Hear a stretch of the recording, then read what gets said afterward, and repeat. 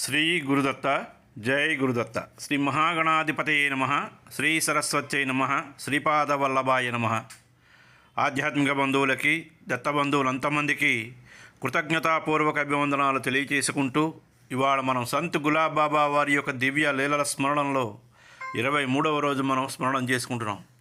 ముందుగా గోపాల గోపాల దేవకీనందన గోపాల గులాబ్ బాబా గోపాల గ్రంథకర్త అయినటువంటి కీర్తిశేషులైనటువంటి పిచ్చయ్య మాస్టర్ గారికి శిరస్సు ఉంచి నమస్కారం చేసుకుంటూ, ఇవాళ లీలా స్మరణంలో సంభవామి యుగే యుగే షిరిడి సాయినాథుల వారు, అక్కలకోట స్వామి, అలాగే ఎంతమందో దత్తావతారులు తాము భగవత అవతారమని లోకానికి ఏనాడు కూడా చాటుకోలేదు. శ్రీరామచంద్రమూర్తి కూడా ఆత్మానం మానుషం మన్యే, నన్ను నేను మానవుడిగానే తలుచుకుంటున్నాను అన్నాడు తప్ప ఎక్కడా కూడా నేను భగవంతుడిని అని ఎక్కడా చెప్పలేదు. శ్రీకృష్ణ భగవానుడు కూడా తాను భగవద అవతారమని అర్జునుడు, ధృతరాష్ట్రుడు వంటి కొంచెం మంది మాత్రమే చూపించాడు, కానీ లోకానికి ఎప్పుడూ కూడా చాటుకోలేదు. దీనిని బట్టి నిజమైనటువంటి అవతార పురుషుడు తన నిజతత్వాన్ని లోకానికి చాటుకోడని తెలుసుకోవాలి. అదేవిధంగా సిద్ధేశ్వర సంత్ గులాబ్ బాబా తాను కృష్ణావతారమని లోకానికి చాటుకోలేదు. భక్తులై తమ అనుభవాలను బట్టి బాబా కృష్ణావతారంగా తలచడం జరిగింది. అయితే యోగులు కూడా తమ రూపాలేనని శ్రీకృష్ణుడు భగవద్గీతలో స్పష్టంగా చెప్పారు. ధర్మానికి హాని కలిగినప్పుడు పరమాత్మ ఈ లోకంలో అవతరిస్తూ ఉంటారని మనం విని ఉన్నాం. అయితే భగవద్గీత సునిశ్చితంగా మనం పరిశీలించి చూస్తే భగవదావతారం పరిత్రాణాయ సాధూనాం అని చెప్పి, ఎప్పుడైతే ధర్మానికి హాని జరుగుతుందో తన నిరంతరం ధ్యానించే భక్తులను కాపాడటానికి స్పష్టమవుతుంది. భక్తులను కాపాడడం అంటే నిశ్చితంగా భగవత్కీర్తనం చేసుకుంటున్నటువంటి మహాత్ములకి బాధలు, దుఃఖాలు కలిగినప్పుడు ఆ బాధలను భరించలేక వారు ఆ పరమాత్మని కాపాడమని ప్రార్థిస్తే, వారి ప్రార్థనల నుంచి అవతారమూర్తిగా వచ్చి వారికి బాధలను కలిగించే దుష్టగ్రహాలని సంహరించడం జరుగుతుంది. అది జ్ఞానావతారం. ఈ లోకంలో ఉన్నటువంటి భక్తులు అవిద్యారూపమైనటువంటి మాయాశక్తి వల్ల దాని కార్యమే అయినా కామ క్రోధాది అరిషడ్వర్గాల వల్ల చికాకు పడి మమ్మల్ని కాపాడు మహానుభావ మహాప్రభు అని ప్రార్థించినప్పుడు వారి ప్రార్థనలు మన్నించి పరమాత్మ గురుస్వరూపంలో అవతరిస్తూ ఉంటాడు. దీనినే జ్ఞానావతారం అని అంటారు. అంటే ఇలా వచ్చిన అవతారమే టాకర్కేడాలో వెలిసినటువంటి గులాబ్ బాబా గారు. ఏకము అవ్యయము అయినటువంటి పరమాత్మ దేశకాల పరిస్థితులను బట్టి వివిధ నామాలతో, వివిధ రూపాలతో అవతారమూర్తిగా వస్తాడని అవతార పురుషుల లీలని పరిశీలించి చూస్తే మనం సులభంగా గ్రహించగలం. భగవంతుడు ఒకనాటి పరిస్థితులకు అనుగుణంగా ఆయా కార్యక్రమాల్ని సాధించడానికి మత్స్యావతారంగా, వరాహావతారంగా అవతరించారు. పరిస్థితి యొక్క తీవ్రతను గుర్తించి నరసింహావతారం ఎత్తవలసి వచ్చింది. ఇదంతా గత కాలంలో మనం తెలుసుకోవలసినటువంటి పరిస్థితి వచ్చింది. అయితే సంభవామి యుగే యుగే అంటే మాట ఇచ్చినటువంటి శ్రీకృష్ణ భగవానుడు ప్రతి యుగంలోని అవసరమైనప్పుడు అవతరిస్తూ ఉంటాను. యుగం అంటే కృత త్రేతాయుగాలు కాక ఒక దీర్ఘకాలానికి చెందినటువంటి సమయం అని మాత్రమే మనం అనుకోవాలి. ధర్మావతారాలన్నీ మనం చెప్పుకుంటున్నటువంటి రామకృష్ణాద అవతారాలు భక్తులు ప్రార్థించిన తర్వాత తన భక్తుల తాలూకా దుస్థితి స్వయంగా చూసి దయామూర్తి అయి వారిని ఆదుకోవడానికి, వారికి సరి అయినటువంటి దారిని చూపించి సంరక్షించడం కోసం తనంతట తానే అవతరిస్తూ ఉంటాడు ఈ భూమి మీద.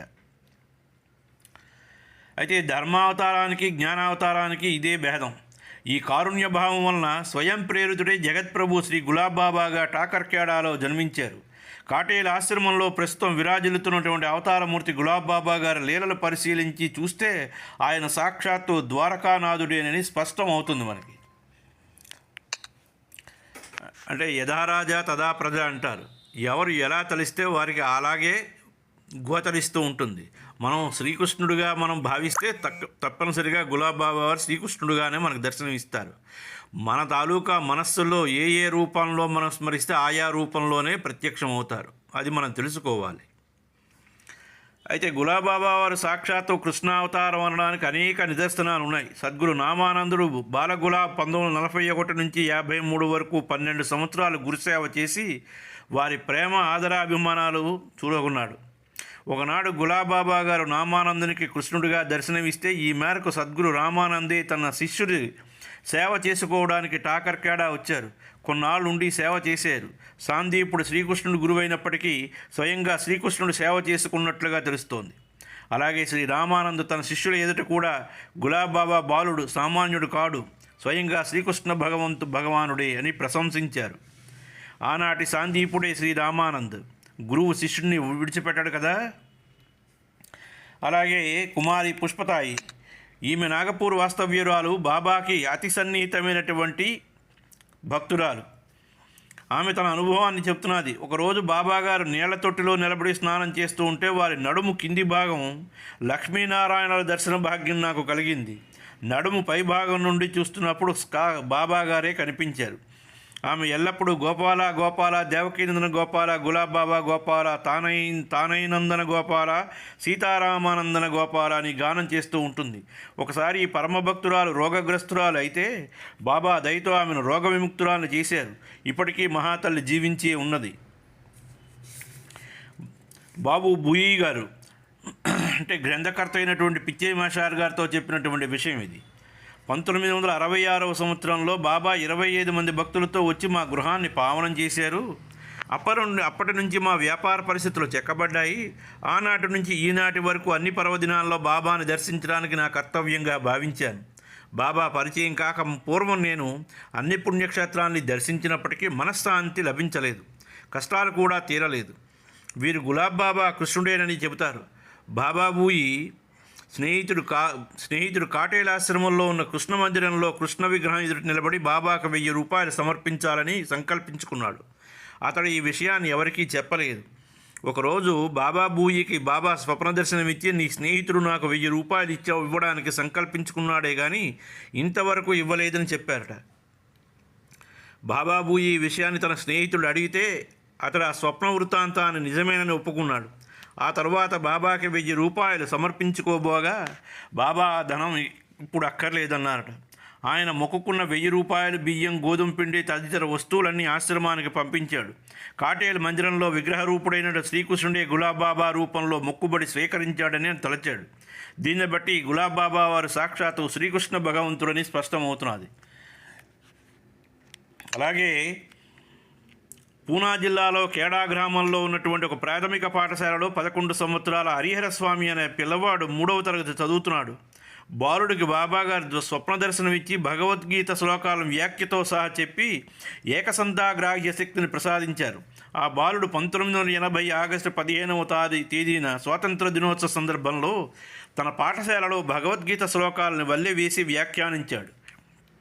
ఈ సంఘటన ఉపాధ్యాయులందరినీ ఆశ్చర్యపరిచింది. ఇప్పుడు ఆ బాలుడు జ్ఞానేశ్వర మహారాజ్ అనే బిరుదుతో ప్రసిద్ధుడయ్యాడు. ఆ బాలుడు ఫోటో కాటేల్లో ఉన్నటువంటి కృష్ణ మందిరంలో ఉన్నది. అలాగే రామరావు అలియాస్ దాదాసాహెబ్ నాయక్ గల్లీ మహల్, నాగపూర్. వీరు బాబాను 20వ శతాబ్దపు శ్రీకృష్ణ భగవంతుడిగా కీర్తిస్తారు. విదర్భ ప్రాంత మహాత్ములకి సంతులకి పుట్టినిల్లు. బాబా కృష్ణ భగవానుడే అయినప్పటికీ నిరుపేద కుటుంబంలో జన్మించి వారి బాల్యంలో చెట్లకి పిల్లను గ్రోవిని వాయిస్తూ పిల్లల్ని పెద్దల్ని ఆకర్షించి వారు దైనందిన కార్యాలను కూడా మురిపింపచేసేవారు. భక్తితో పరవశించి పాటలు పాడేవారు. అయితే ఎవరు నేర్పారు ఈ విద్యలు? సర్వ విద్యలకి మూల కారణమైనటువంటి జగత్పతికి నేర్పేవారెవరు? ఎప్పుడో ఒకనాడు బాబా కాటేలు వచ్చి సమీపంలో అరణ్య ప్రాంతంలో ఉండడానికి ఉన్నారు. ఎప్పుడు వచ్చారో కొందరికి అంతుపట్టని విషయం. నిరంతరం పశువుల కాపర్లతో కాలం గడిపేవారు. ఎండిపోయిన ఎండుటాకుల మీద రొట్టెలు ఉన్నాయని చెప్పేవారు. ఈ వింతను చూసినటువంటి పశువుల కాపర్లు ఎంతగానో ఆశ్చర్యపడ్డారు. పోనీ ఆలోచించి చూస్తే రొట్టెలు ఎక్కడైనా చెట్లు ఆకులపై ఉంటాయా? ఈ వింత దావానంగా గ్రామం అంతా పాకిపోయింది.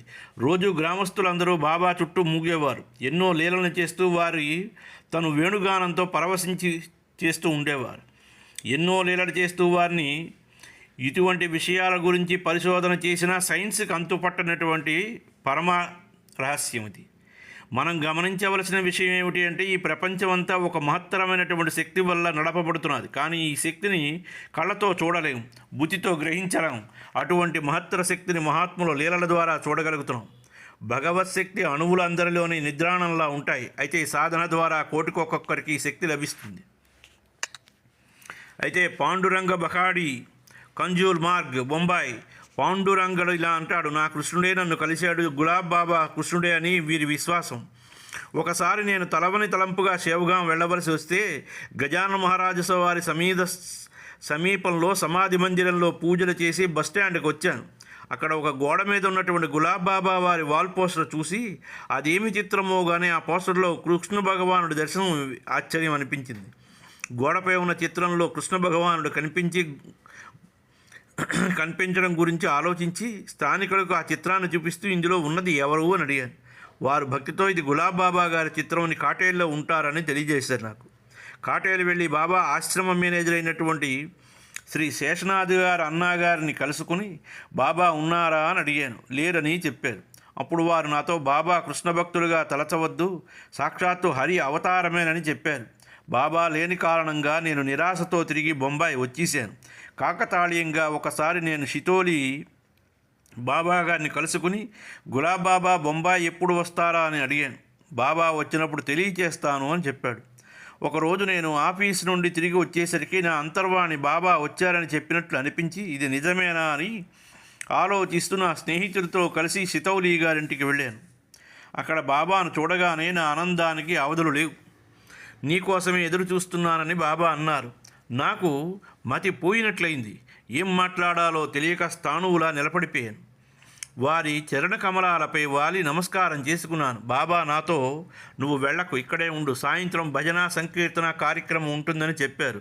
నేను అలాగే ఉండిపోయాను. నిత్యము మా ఇంట్లో శ్రీకృష్ణ భగవంతుడికి హారతి ఇవ్వడం అలవాటు. హారతికి టైం అయ్యిందని ఇంటికి వెళ్ళాలని తలిచాను. సర్వజ్ఞులైనటువంటి బాబా గారు ఆలోచన గ్రహించి హారతి ఇవ్వమన్నారు. హారతి ఇస్తూ ఉండగా నాకు వారి రూపంలో శ్రీకృష్ణ భగవానుడి దర్శనం అయ్యింది. అలాగే ప్రొఫెసర్ ఏపీ త్రిపాఠి, బైతూల్, మధ్యప్రదేశ్. వీరు తమ అనుభవాన్ని చెప్తున్నారు. అలనాటి శ్రీకృష్ణ పరమాత్మ సృష్టిలో జడజీవ పదార్థాలు తన వేణుగానం నుంచే పరవశింపచేసిన రీతిగా గులాబ్ బాబా గారు భారతదేశంలో అన్ని రాష్ట్రాలు పర్యటిస్తూ తమ భజన సంకీర్తనలచే అందరినీ ఆనంద సాగరంలో ఓలలాడిస్తూ ఉండేవారు. నేను ఒకసారి బాబా భజన బృందంతో కలిసి బైన్స్ దేహి కాకుండా చాలా ప్రాంతాలు జరిగే కార్యక్రమాలు చూడటానికి వెళితే గుడ్గాం కార్యక్రమంలో బాబా ఒక గ్లాసు మంచినీరులో సగం తాగి మిగతా నీటిని ప్రేక్షకులపై విసిరారు. ఆ నీటి చుక్కలు పడినటువంటి వారి శరీరాలపై, బట్టలపై పాలు చుక్కలు కనిపించాయి.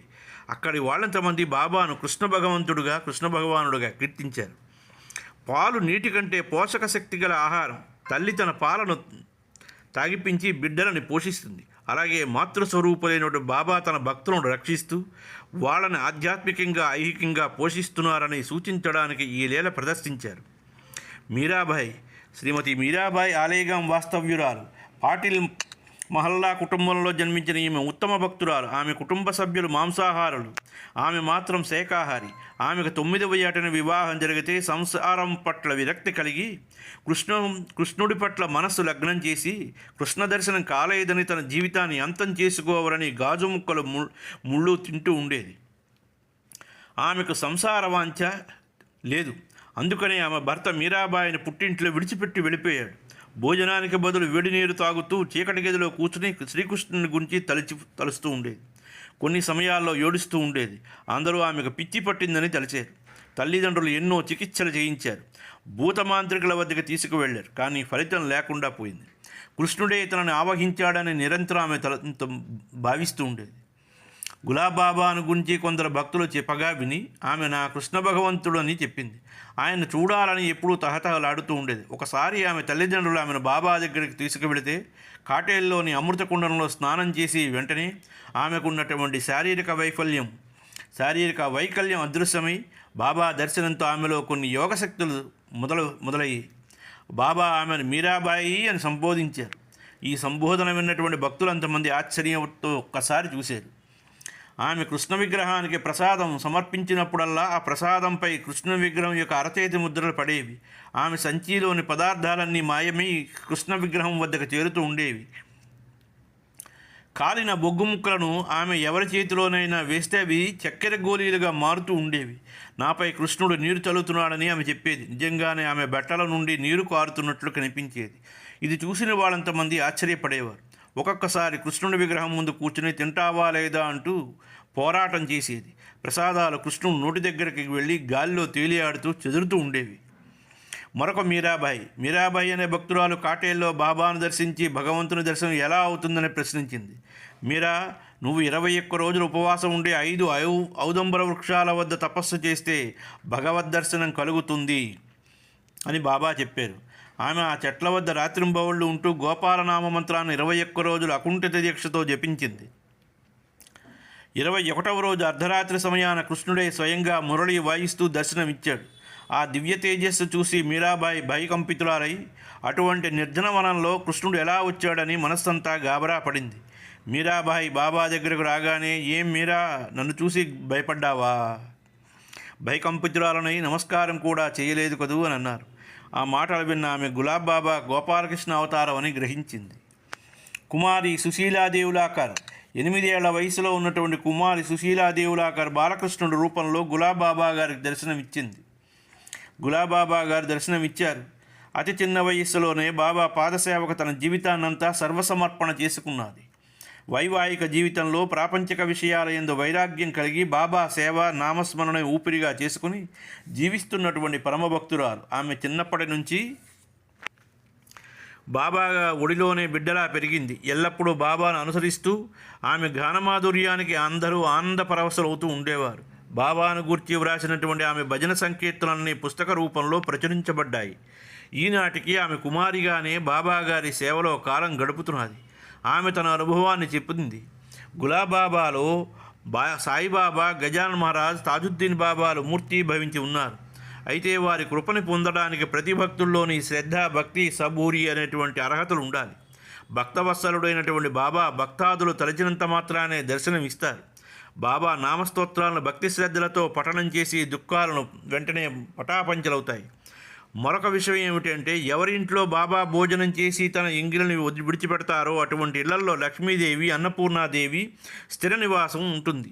బాబా చరిత్రను శ్రద్ధగా 21 రోజుల పారాయణ చేసిన వారికి సర్వశుభాలు కలుగుతాయి. గోట్ కాండే లోకముద్రణాలయం, వోగేల్ రోడ్, మహల్, నాగపూర్. ఠాకర్ ఘాట్లో శ్రీ లహనూజీచి అనే సిద్ధపురుషుని సమాధి ఉంది అక్కడ. వీరు జీవించి ఉన్న కాలంలో ఎప్పుడూ కూడా నిశ్చల ధ్యాన సముద్రుడై గోడపైన దృష్టిని నిలిపి ఉంచేవారు. ఎంతమంది భక్తులు దర్శనానికి వచ్చినా తమ దృష్టిని పక్కకు మరల్చేవారు కాదు.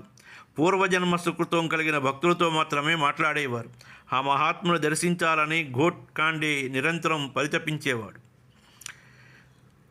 తన చిరకాల వాంఛన బాబాతో చెప్పుకుంటే 1974వ సంవత్సరం బాబా ఆశీర్వచనాలు పొంది లఖనౌజీత్య మహారాజును వార్ధాలో దర్శించారు. ఆ మహనీయుడు గోట్కాండేను భోజనం పెట్టమని భక్తులను చెప్పాడు. ఎవరితో మాట్లాడనట్టు మహారాజు ఆయనతో మాట్లాడినందుకు అందరూ ఆనందించి అతన్ని అభినందించారు. గోట్కాండే వైపు చూస్తూ, ఇప్పుడు గోపాలకృష్ణుడు మీ ఇంట్లో ఉంటే ఆయన్ను విడిచిపెట్టి నా దగ్గరికి ఎందుకు వచ్చావని అడిగారు. అతను స్వామీజీ మాటలు అర్థం కాక తికమకపడ్డాడు. ఇంటికొచ్చి తన భార్యతో స్వామీజీ మాటలు చెప్పాడు. అవును, మీరు వెళ్ళిన రోజు సాయంత్రమే మన ఇంటికి గోపాల్ బాబా గారు వచ్చారని ఆమె చెప్పింది. ఆ మహాత్ముడి మహిమను మనస్సులో కొనియాడి గులాబాబా గారిని శ్రీకృష్ణ పరమాత్ముడే, ఇందులో ఎటువంటి సందేహం లేదని త్రికరణ సిద్ధిగా విశ్వసించి ఈ విషయాన్ని గ్రంథకర్త అయినటువంటి పిచ్చయ్య మాస్టర్ గారికి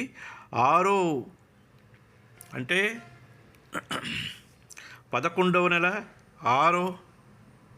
6వ తేదీ 1994లో గోట్ కాండే గారు చెప్పారు. ఇది అయ్యా, ఇక్కడికి ఇది సమాప్తం. గోపాల దేవకీనందన గోపాల, గులాబ్ బాబా గోపాల.